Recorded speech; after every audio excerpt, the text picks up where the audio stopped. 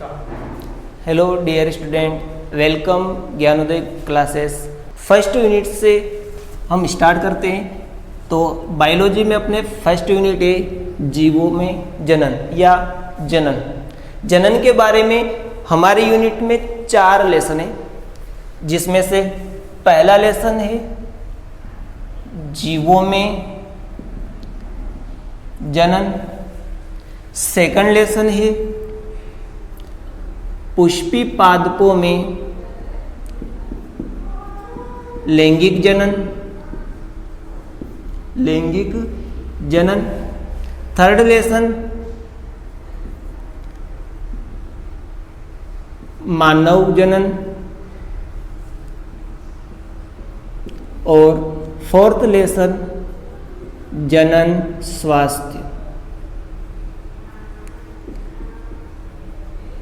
तो आज हम 12th बायोलॉजी के फर्स्ट यूनिट की बात करते हैं, जिसमें 4 लेसन रखे गए हैं और चारों लेसन में से हम 1 बाय 1 करके एक पूरी यूनिट कंप्लीट करते हैं। इसमें से हम सबसे पहले फर्स्ट लेसन को स्टार्ट करते हैं, जीवों में जनन। तो हम जानते हैं कि हमने क्लास 11th में एक फर्स्ट लेसन पढ़ा था। उस लेसन के अंतर्गत हमने सजीवों में मूलभूत क्रियाएं पढ़ी थी। सजीवों की मूलभूत क्रियाएं या मुख्य क्रियाएं, अर्थात ऐसी क्रियाएं जो सजीवों में ही पाई जाती है, उन्हें सजीवों की मूलभूत क्रियाएं कहते हैं। जैसे कौन कौन सी मूलभूत क्रियाएं हैं, तो हम पढ़ चुके हैं मूलभूत क्रियाएं जो प्रीवियस क्लास में पढ़ी थी। जैसे उपापचय, या इसको इंग्लिश में कहते हैं मेटाबॉलिज्म। उपापचय या मेटाबॉलिज्म। सेकंड वृद्धि या वृद्धि तथा परिवर्धन, जिसको कहते हैं इंग्लिश में ग्रोथ एंड डेवलपमेंट।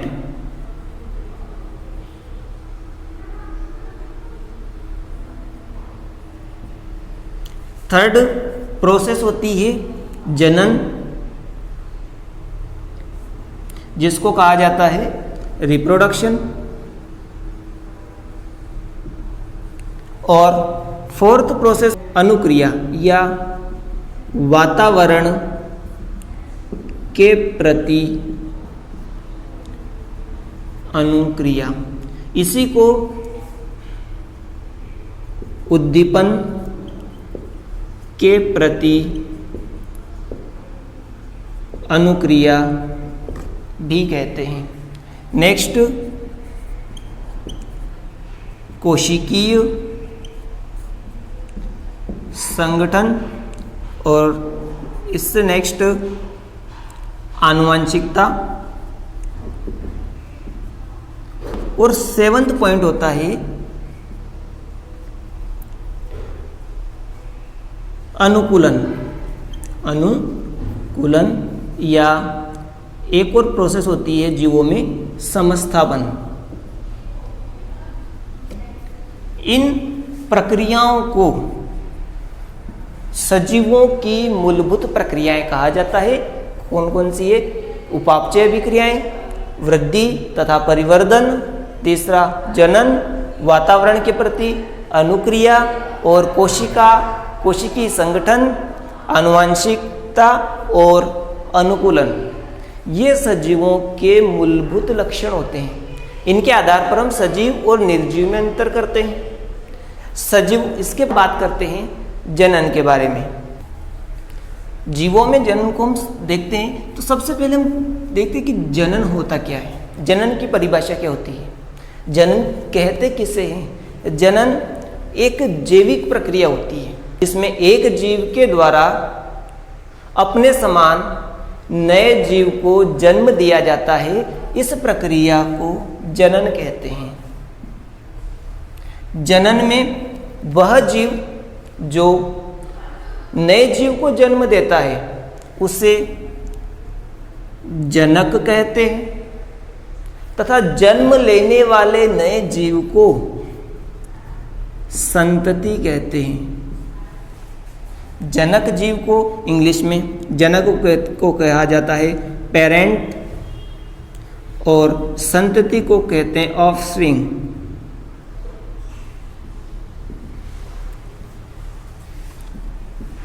यही प्रक्रिया, इस प्रक्रिया को ही क्या कहा जाएगा?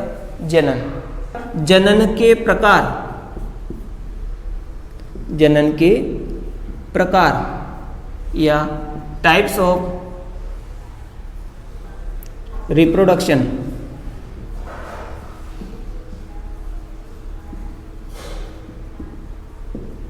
जनन आवास, कारिकी, शारीरिकी, कोशिकी संगठन आदि के आधार पर जीवों में जनन को 2 भागों में विभक्त कर दिया गया है। कौन कौन से 2 भाग देखते हैं? पहला होता है अलैंगिक जनन और दूसरा लैंगिक जनन। हमने जनन को 2 भागों में विभक्त किया है। पहला होता है अलैंगिक जनन और दूसरा भाग है लैंगिक जनन। लैंगिक जनन से पहले हमको पढ़ना पड़ेगा अलैंगिक जनन। पहले देखते हैं अलैंगिक जनन के बारे में। इसको इंग्लिश में कहा जाता है एसेक्सुअल रिप्रोडक्शन। एसेक्सुअल रिप्रोडक्शन होता क्या है? जब जनन अर्थात ऐसा जनन जो एक जनक के द्वारा संपन्न होता है तथा उसमें उत्पन्न संतति जनक के एग्जैक्ट समान होती है, हूबहू समान होती है, ऐसे जनन को अलैंगिक जनन कहते हैं। तो अलैंगिक जनन की डेफिनेशन में इसमें एक जनक जीव भाग लेगा और संतति जनक के समान होती है। अलैंगिक जनन भी कई प्रकार के होते हैं। तो नेक्स्ट पढ़ते हैं हम टाइप्स ऑफ एसेक्सुअल रिप्रोडक्शन या अलैंगिक जनन के प्रकार। अलैंगिक जनन के प्रकार। अलैंगिक जनन के प्रकार में कई प्रकार के होते हैं। तो इसमें पहला विखंडन, मुकुलन,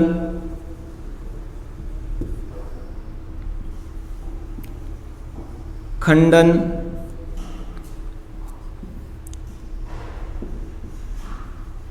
जेम्यूल द्वारा और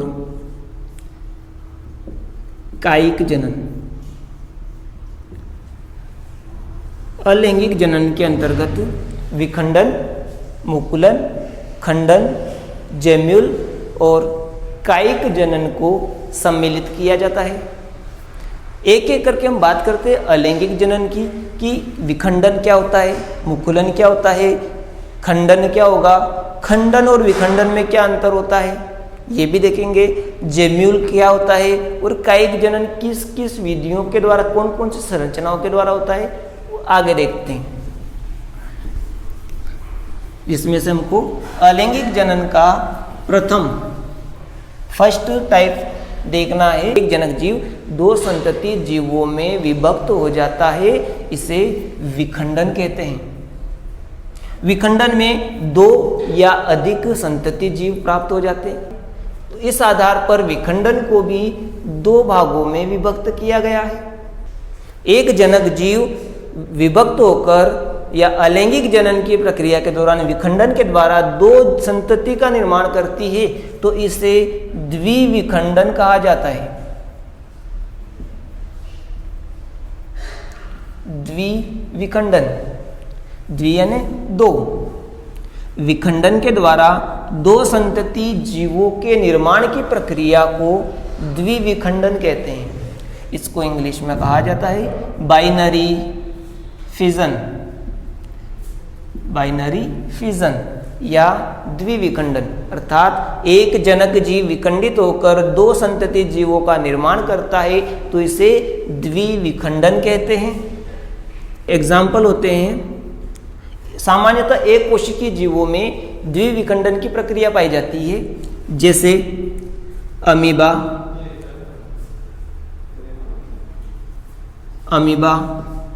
पैरामीशियम, यूग्लिना आदि। अमीबा, पैरामीशियम, यूग्लिना जैसे जीवों में द्विविखंडन पाया जाता है। सेकंड होता है बहुविखंडन। यदि एक जनक जीव के द्वारा एक साथ कई संतति जीवों का निर्माण किया जाता है तो इस प्रक्रिया को बहुविखंडन कहते हैं। अर्थात इस प्रक्रिया में एक जीव से अनेक जीव का निर्माण होता है। जैसे हम बात करते हैं प्लाज्मोडियम की, बहुविखंडन का एग्जाम्पल होता है प्लाज्मोडियम। प्लाज्मोडियम एक प्रोटोजोआ है जिसके द्वारा कौन सा रोग होता है? प्लाज्मोडियम किसका रोगजनक है? मलेरिया का। मलेरिया रोग का जो रोगजनक होता है यह प्लाज्मोडियम, इसमें बहुविखंडन की प्रक्रिया पाई जाती है। अर्थात हम अलैंगिक जनन के दौरान हमारा एक टॉपिक पहला प्रकार विखंडन, अर्थात एक जनक जीव विभक्त होकर दो या अनेक संतति जीवों का निर्माण करते हैं, इसे विखंडन कहते हैं। यह दो प्रकार का होता है, द्विविखंडन, बहुविखंडन। यदि एक जनक जीव के द्वारा दो संतति जीवों का निर्माण किया जाता है तो इसे द्विविखंडन कहते हैं। और यदि एक जनक जीव के द्वारा दो से अधिक सैकड़ों संतति जीवों का निर्माण किया जाता है, इसे बहुविखंडन कहा जाता है। नेक्स्ट हम बात करते हैं मुकुलन की।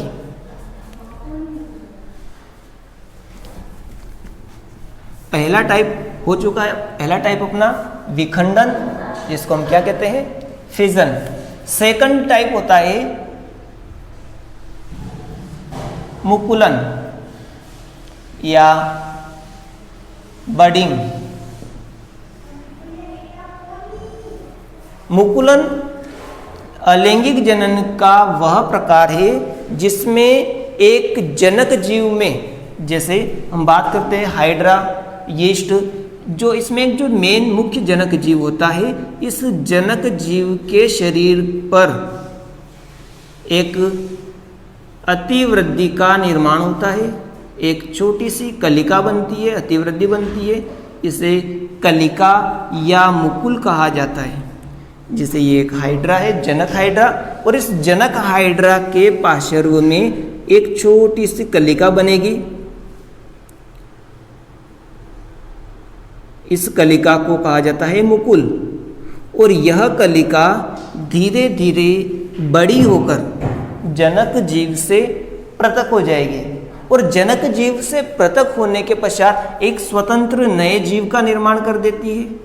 इस प्रक्रिया को मुकुलन कहते हैं, अर्थात यह को मुकुलन कहा जाता है। यह हम बात करते हैं किसकी? हाइड्रा की। हाइड्रा, इस हाइड्रा के अंदर मुकुलन होता है। इसके अतिरिक्त अन्य जीवों में भी होता है। मुकुलन की प्रक्रिया अन्य जीवों में भी पाई जाती है। हाइड्रा, यीस्ट, बात करते हैं हम कवक की। एक कोशिकीय कवक होता है, सामान्यतः कवक बहुकोशिकीय होते हैं, लेकिन एक कोशिकीय कवक जिसका नाम है यीस्ट, इस यीस्ट के अंदर भी मुकुलन पाया जाता है। जैसे बात करते हैं यीस्ट की, तो ये यीस्ट की एक कोशिका होती है। सामान्यतः इस यीस्ट की कोशिका में एक पार्श्व में एक कलिका बनेगी, छोटी सी अतिवृद्धि बनेगी जिसको कहते हैं कलिका, और इस कलिका में धीरे धीरे केंद्रक विभाजित होकर यह कलिका बड़ी होकर 2 यीस्ट का निर्माण कर लेगी। इसी प्रक्रिया को कहा जाता है मुकुलन। तो मुकुलन की प्रक्रिया होती है हाइड्रा में, यीस्ट में, मोनोसिस्टिस में, अन्य जीवों में भी मुकुलन की प्रक्रिया पाई जाती है। तीसरा अलैंगिक जनन देखते हैं। अलैंगिक जनन का तीसरा प्रकार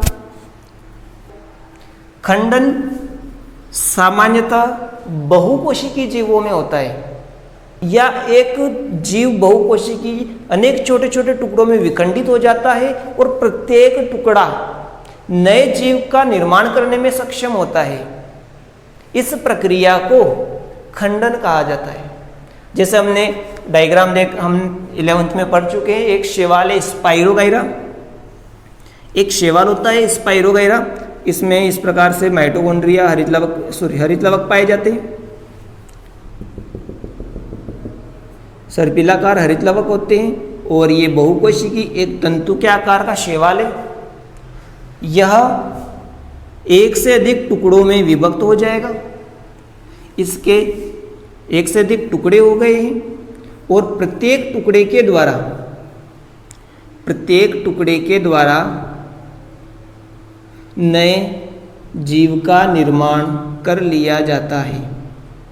प्रत्येक टुकड़े के द्वारा वृद्धि करके नए जीव का निर्माण कर लिया जाता है। इस प्रक्रिया को खंडन कहा जाता है। विखंडन खंडन से डिफरेंट होता है। खंडन और विखंडन में अंतर होता है। विखंडन सामान्यतः एक कोशिकीय जीवों में पाया जाता है।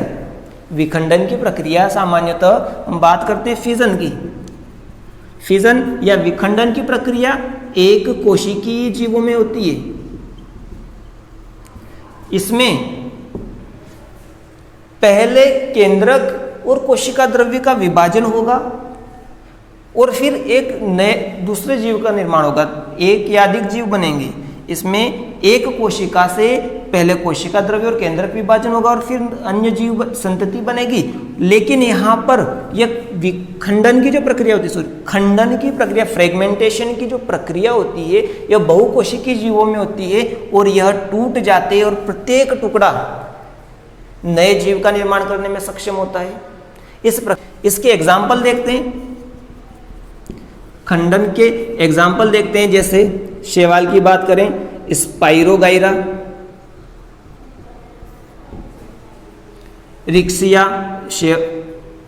रिक्सिया के अंदर भी पाया जाएगा और अन्य ब्रायोफाइट्स में, ब्रायोफाइट के अन्य सदस्यों में भी खंडन की प्रक्रिया पाई जाती है। कुछ ब्रायोफाइट्स में खंडन की प्रक्रिया पाई जाती है। हम बात करते हैं नेक्स्ट जेम्यूल के द्वारा। चौथा होता है जेम्यूल, और इनको सामान्यतः स्पंज में देखते हैं। इसका एग्जाम्पल होता है स्पंज।